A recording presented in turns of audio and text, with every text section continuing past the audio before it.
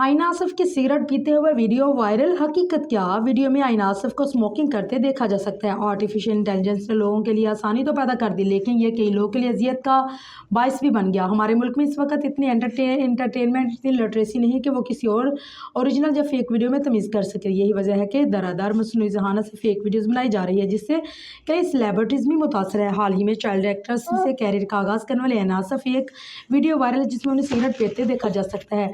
Comment section में कई सार्फिन इस वीडियो को असल समझकर लान-तान कर रहे हैं, लेकिन वहीं कुछ सार्फिन ऐसे हैं जिन्होंने इसे फेक करार दिया। अगर आईना आसिफ की ज़ाती ज़िंदगी पर बात की जाए तो वो 2008 में पैदा हुई और अभी मैट्रिक की तलबा हैं।